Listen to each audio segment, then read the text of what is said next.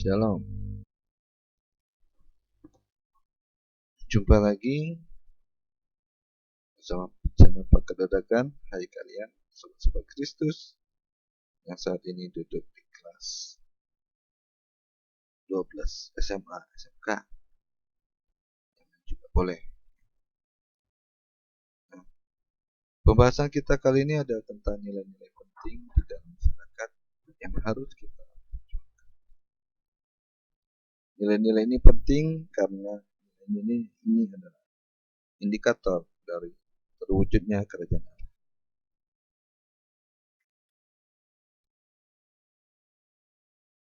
Nilai-nilai ini membuat orang merasakan kehadiran kerajaan Allah dalam kehidupannya. Maka, nilai-nilai ini harus kita perjuangkan agar terwujud dalam kehidupan kita. Agar kerajaan Allah bukan hanya di awang-awang, tapi sungguh kerajaan Allah itu ada dalam kehidupan kita. Nah, nilai-nilai penting yang akan kita bahas kali ini, dalam video kali ini, ada nilai kebenaran dan kejujuran.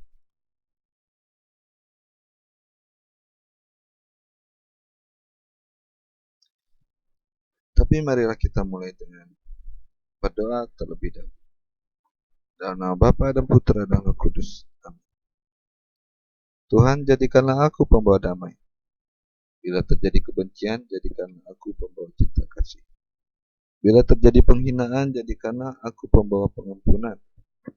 Bila terjadi perselisihan, jadikanlah aku pembawa kerukunan. Bila terjadi kesesatan, jadikanlah aku pembawa kebenaran. Bila terjadi kebimbangan, jadikanlah aku pembawa kepastian. Bila terjadi keputusasaan, jadikanlah aku pembawa harapan. Bila terjadi kegelapan, jadikanlah aku pembawa terang. Bila terjadi kesedihan, jadikanlah aku pembawa sukacita. Ya Tuhan Allah, ajarlah aku untuk lebih suka menghibur daripada dihibur, mengerti daripada dimengerti, mengasihi daripada dikasihi. Sebab dengan memberi kita menerima, dengan mengampuni kita diampuni, dan dengan mati suci kita dilahirkan ke dalam hidup kekal. Amin. Dalam nama Bapa dan Putra dan Roh Kudus. Amin. Sobat Kristus, memperjuangkan kebenaran dan kejujuran, kita lihat dulu perbedaannya. Kebenaran dan kejujuran. Kebenaran berasal dari kata benar, kata dasarnya benar, yang berarti sesuai sebagaimana adanya, seharusnya. Betul, tidak salah, tidak berat sebelah, adil.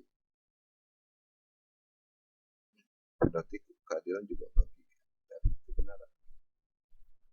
Lurus, dapat dipercaya, cocok dengan keadaan sesungguhnya, tidak bohong, syah. Benar berarti kemudian menjadi kebenaran ketika keadaan yang cocok dengan keadaan yang sesungguhnya. Sesuatu yang sungguh-sungguh atau benar-benar ada. Kelurusan hati, kejujuran, izin, persetujuan, berkenan. Itu kebenaran. Kalau kejujuran berasal dari kata dasar jujur, yang berarti lurus hati, tulus ikhlas, tidak berbohong. Dan kejujuran berarti sifat atau keadaan jujur, ketulusan hati, kelurusan, kebenaran, kejujuran. Kita lihat satu persatu. Kebenaran.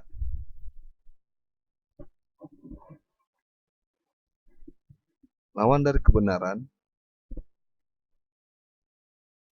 adalah kebohongan. Kebohongan adalah musuh.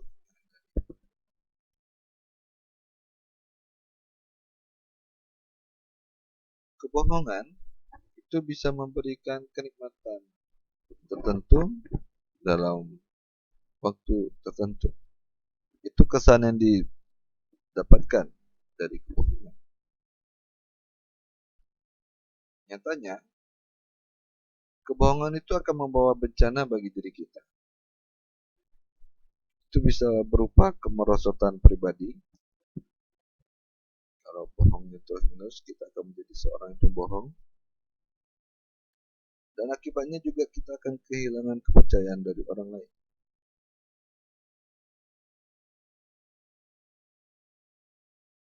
Nah, bagaimana bentuk kebohongan? Bentuk-bentuk kebohongan yang ada di sekitar kita.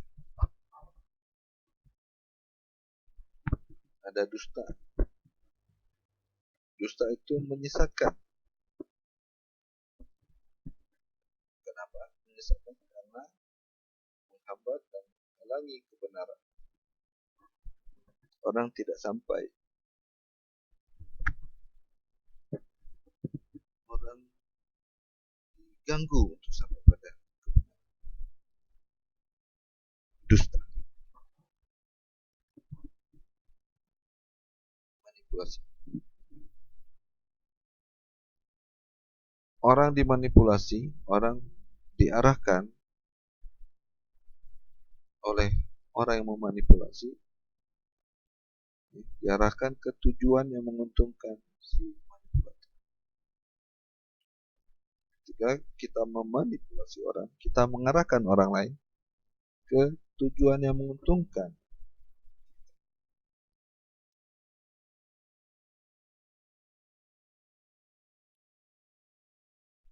Berikutnya ada fitnah.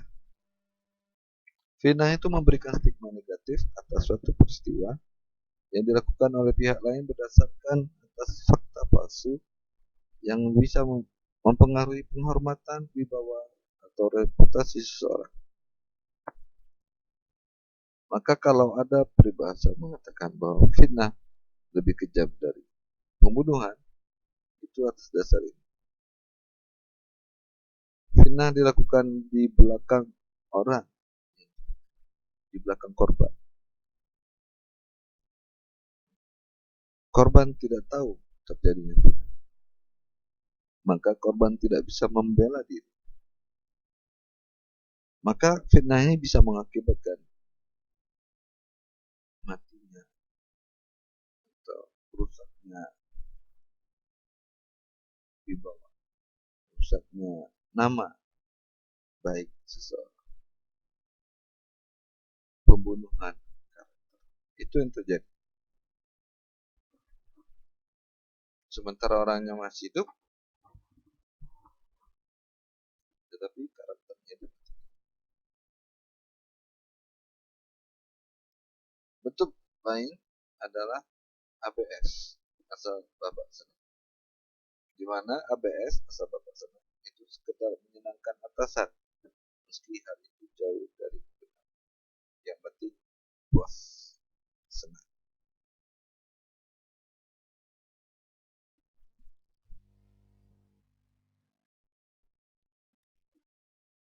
Lalu, apa sih alasan orang berbohong?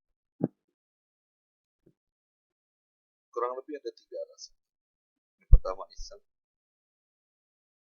bohong.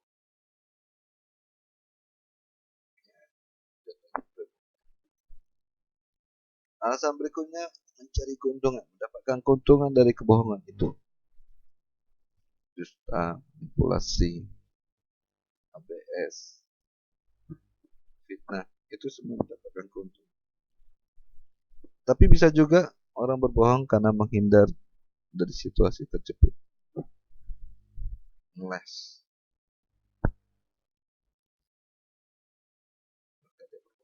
Berdusta.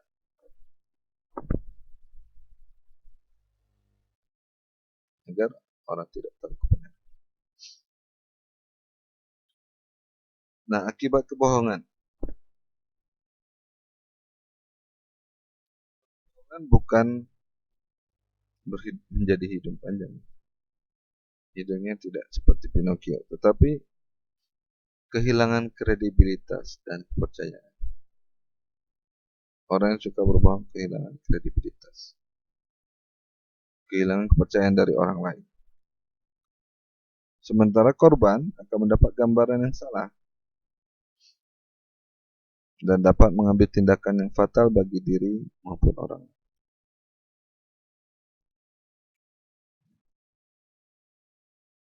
Dan ketika korban ini mengambil tindakan yang fatal, maka juga berdampak pada masyarakat luas. Orang akan masuk dalam komunikasi dan mendapat gambaran yang salah.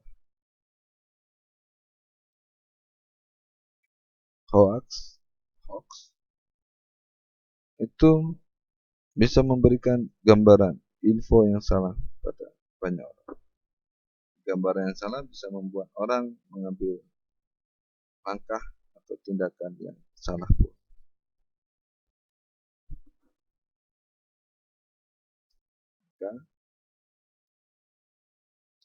Kebenaran itu meski pahit harus dikatakan. Bagi berhadapan dengan palsu, kebenaran itu harus dinyatakan. Meskipun hoax itu manis, kebenaran itu pahit. Tapi kepahitan kebenaran itu bukan ditimbulkan karena kebenaran itu ada sesuatu yang menyengsarakan, tetapi lebih pada ketika kebenaran itu dibuka, maka pandangan orang pun akan terbuka, yang dapat mengakibatkan perubahan terhadap hal-hal di sekitar. Jadi kepahitan itu karena perubahan, bukan karena kebenaran itu sendiri. Maka untuk itu, agar kita tetap pada kebenaran, kita tidak terjebak pada kebohongan, selalu saring informasi. Find the answer. Saring, telaah, ya, dengan 5W1H. What, where, who, when, why, and how. Saring informasi sebelum di-share. Saringlah terlebih dahulu sebelum kamu share informasi. Sahabat Kristus, bagaimana iman kita melihat kebenaran? Dalam perintah ke-8, 10 perintah Allah, dikatakan jangan bersaksi dusta. Yang mana jangan bersaksi dusta ini merujuk pada tentang dan terhadap sesamamu. Jangan bersaksi dusta tentang sesamamu dan jangan bersaksi dusta terhadap sesamamu. Maksudnya, janganlah kita memutarbalikkan hukum, jangan memandang bulu, dan jangan menerima suap. Lebih lanjut dalam tradisi gereja, perintah 8 ini kemudian ditafsirkan lebih luas. Kebenaran adalah ungkapan cinta kasih. Jujur berarti bicara sesuai kenyataan yang diungkapkan dalam semangat cinta kasih. Nah, kebenaran itu harus disampaikan dengan bijaksana. Ya. Dengan semangat cinta kasih itu diwujudkan dengan penyampaian yang bijaksana. Tidak semua kebenaran harus disampaikan. Walaupun sedikit kontradiktif dengan pernyataan sebelumnya, bahwa kebenaran harus dinyatakan meski pahit. Tapi dalam iman gereja, dalam semangat cinta kasih, tidak semua kebenaran itu harus disampaikan.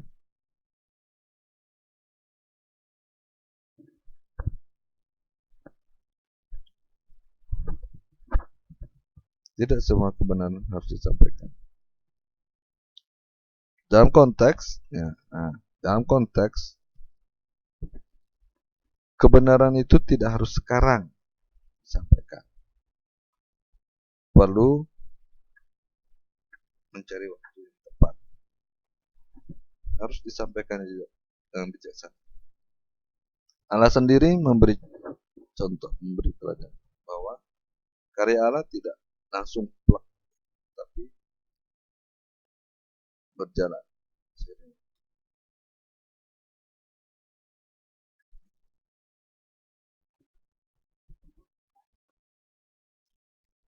Nah, maka yang harus kita pegang adalah kebenaran itu berarti mengambil bagian dalam kehidupan Allah. Kita ambil bagian dalam kehidupan Allah. Allah itulah sumber kebenaran. Kebenaran yang mau kita sampaikan adalah kebenaran Allah. Bukan kita yang benar. Bukan menonjolkan kita yang benar. Bukan menonjolkan kita yang tahu apa yang benar. Tapi kita menyampaikan kebenaran dengan ambil bagian dalam kehidupan Allah tersebut.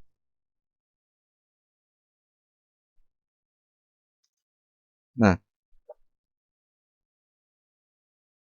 pesan Yesus, aku adalah jalan, kebenaran, dan hidup. Nah, di dalam Yesuslah kebenaran itu kita dapatkan. Maka, ketika di perjanjian lama, kitab suci perjanjian lama, dapat ditemukan bahwa kebenaran ada pada Allah. Karena Allah itu tetap setia pada janjinya. Dan itu berlangsung sepanjang sejarah iman bangsa Israel.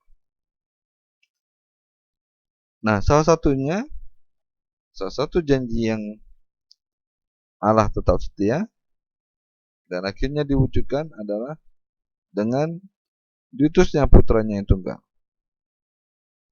Hadirnya Yesus dalam perjanjian baru yang kita imani sampai sekarang, di mana Yesus dibenarkan oleh Allah.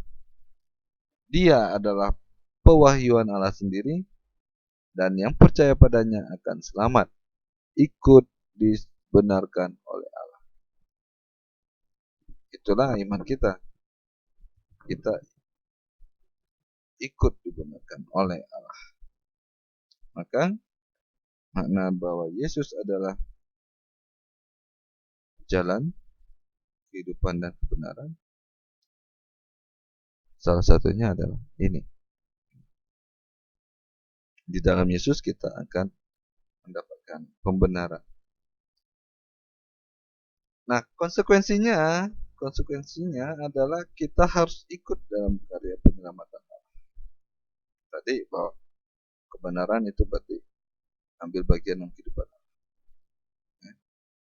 Maka konsekuensi dari penyelamatan Allah itu adalah memperjuangkan kebenaran.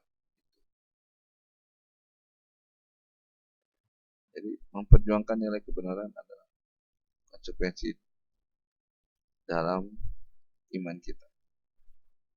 Bahwa kita sebagai pengikut Yesus harus ikut dalam karya penyelamatan. Nah, sobat Kristus, sekarang kita lihat kejujuran.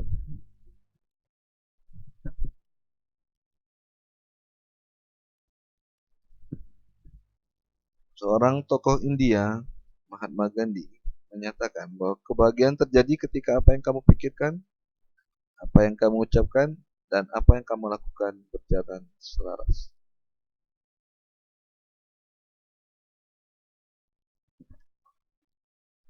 Maka kejujuran itu adalah ketika ada keselarasan antara pikiran, perkataan, dan kejujuran itu akan membawa kebahagiaan.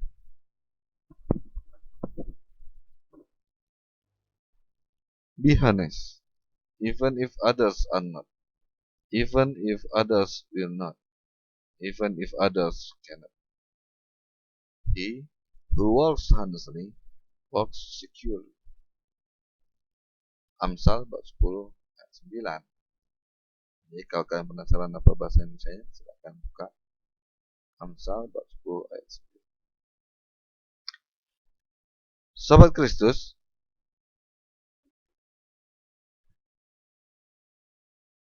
kalau kebenaran lawannya adalah kebohongan, kalau kejujuran lawannya adalah ketidakjujuran.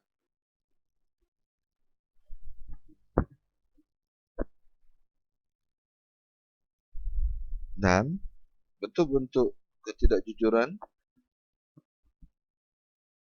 itu bisa muncul di berbagai bidang.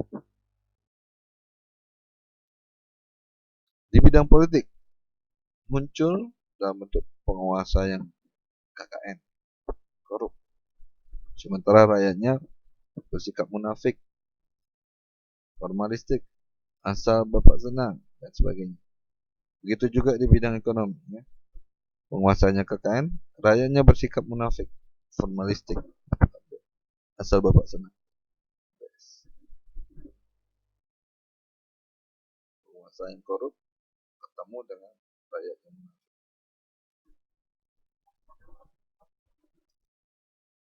Di bidang budaya pendidikan, penguasa merekayasa pendidikan, memprioritaskan kebenaran tertentu dan kepentingan tertentu, sehingga pendidikan bisa dipakai untuk alat kampanye, menjadi sarana janji-janji politik. Sementara juga kebudayaan tertentu itu ditonjolkan, sementara budaya tertentu semakin tidak. Rakyat dan anak didik bersifat formalistik, munafik.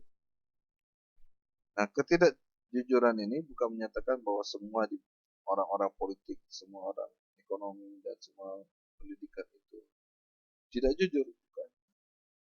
Tapi bisa terjadi di bidang. Hal ini muncul karena adanya keserakahan pada kekuasaan. Dan ketika kebelet kekuasaan, udah mulai apapun dilakukan. Begitu juga ketika muncul keserakahan pada materi, harta, uang, juga segala cara dipakai.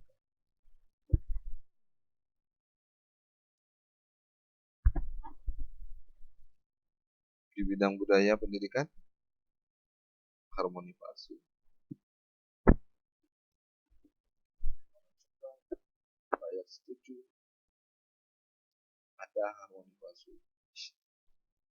Maka akibat dari ketidakjujuran,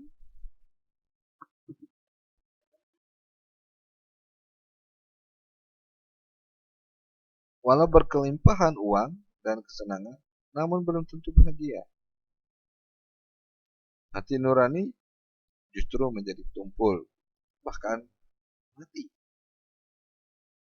Moral dan kepribadiannya merosot, dan ketika ketidakjujurannya terbongkar, mungkin dia dan keluarga akan menderita. Syukur kamu menderitanya karena rasa bersalah yang ditimbulkan hati nurani. Hati nurani masih ada. Tapi kalau penderitaan karena yang lain, tapi itu akibat dari ketidakjujuran. Nah, bagi masyarakat luas, ketidakjujuran juga bisa berakibat krisis multidimensi. Krisis dalam hal politik, hukum, ekonomi, lingkungan hidup, budaya, dan sebagainya.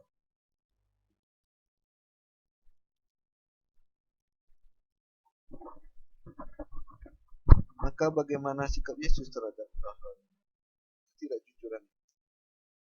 Dalam Injil Matius 23 ayat 13-14, Yesus berkata, "Celakalah kamu, hai ahli-ahli Taurat dan orang-orang Farisi.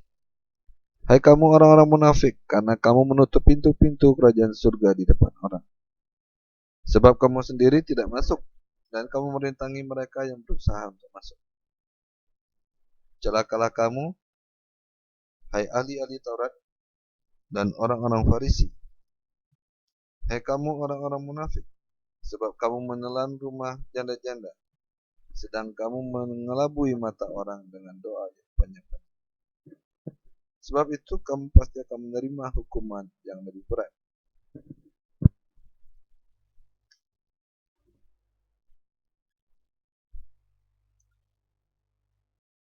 Di ayat selanjutnya, di ayat 27-28, Yesus berkata lagi, "Celakalah kamu, hai ahli-ahli Taurat dan orang-orang Farisi. Hai kamu orang-orang munafik, sebab kamu sama seperti kuburan yang dilabur putih, dan sebelah luarnya memang bersih tampaknya, tetapi yang sebelah dalamnya penuh tulang belulang dan berbagai jenis kotoran. Demikian jugalah kamu, di sebelah luar kamu tampaknya benar di mata orang, tetapi di sebelah dalam kamu penuh kemunafikan dan kedurjanaan.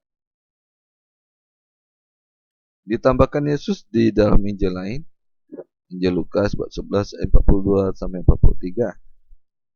Yesus berkata, "Tetapi celakalah kamu, hai orang-orang Farisi, sebab kamu membayar persepuluhan dari selasih, inggu dan segala jenis sayuran, tetapi kamu mengabaikan keadilan dan kasih Allah.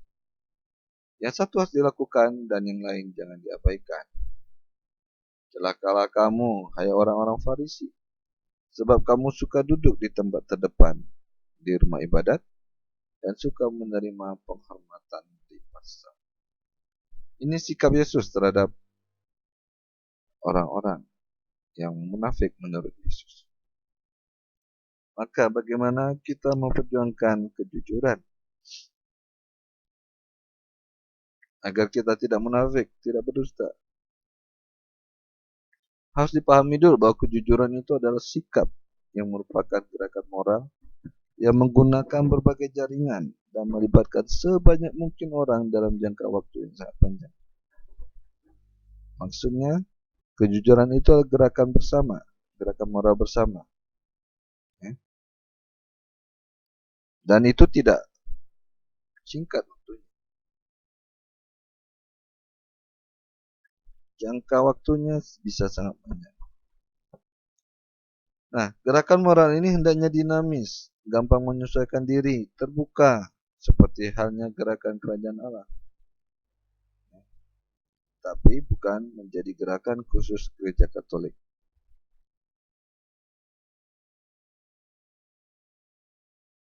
Gerakan ini kemudian bermuara pada aksi untuk pembaruan dan pembangunan masyarakat yang adil sejahtera. Dan meskipun hal-hal rohani tetap diperlukan, tapi dari hal ini kita bisa melihat bahwa sekali lagi gerakan bersama ini bukan gerakan khusus gereja Katolik, tapi gerakan seluruh masyarakat. Kenapa? Karena yang mau diwujudkan adalah masyarakat adil sejahtera. Nah, gerakan moral ini hendaknya mulai bertumbuh dan menguat dalam basis-basis umat, dari akar rumput, dari masyarakat bawah. Meskipun tetap diperbolehkan, diinspirasi, diperkasai, yang dicetuskan dari atas. Tapi yang bergerak mulai adalah dari paling bawah. Nah, pendekatan yang digunakan itu hendaknya pendekatan proses yang komunikatif. Ya, ini lewat penyadaran masalah. Jadi masyarakat disadarkan apa sih masalahnya. Bukan hanya penggagasnya, ya. Bukan hanya yang menginspirasi yang tahu, semua harus disadarkan bahwa itu memang masalah, sehingga dari situ semua bisa bergerak. Nah, karena itu gerakan moral itu dimulai dari diri sendiri, kelompok sendiri. Itulah akar rumput. Nah, Sobat Kristus, dari sini kita bisa lihat, seperti yang dikatakan oleh Jayendra, kejujuran itu sangat mahal. Tapi dedikasi untuk menjalankan nilai-nilai kejujuran itu lebih mahal lagi. Usaha untuk memperjuangkan kejujuran itu lebih mahal dari kejujuran itu sendiri. Nah, sobat-sobat Kristus, demikian. Marilah kita akhiri dengan berdoa. Dalam nama Bapa dan Putra dan Roh Kudus. Amin. Bapa di surga, kami mengucap syukur untuk sabdamu yang mengingatkan kami tentang indahnya kerajaan. Kami bersyukur karena Engkau telah mengangkat kami untuk menjadi anggota kerajaan-Mu lewat sakramen pembaptisan. Bapa, bantulah kami supaya dapat hidup sesuai dengan ajaran, agar dengan demikian kami dapat menjadi saksi hidup untuk mewartakan kasih Putra-Mu Yesus Kristus. Bantulah kami ya Bapa untuk taat pada mereka yang telah Kau pilih sebagai penerus para rasul-Mu, agar bersama-sama dengan mereka kami dapat turut mewartakan kasih-Mu dalam hidup kami sehari-hari dengan bersikap jujur, adil, benar, damai dengan sesama kami, sebagaimana yang telah diteladankan oleh Yesus Putra. Bapa, terimalah doa ini yang kami sampaikan di dalam nama Putra-Mu, Yesus Kristus. Amin. Dalam nama Bapa dan Putra dan Roh Kudus. Amin. Sahabat-sahabat Kristus, dengan demikian video pembahasan kita kali ini tentang nilai-nilai yang penting dalam masyarakat. Dalam konteks video ini adalah nilai kebenaran dan nilai kejujuran. Kalau kalian memang suka, silakan di-like. Agar kalian tahu perkembangan videonya, bisa di-subscribe dan bisa sekaligus nyalakan notif dengan klik lonceng. Oke, demikian. Tuhan memberkati kita semua. Shalom.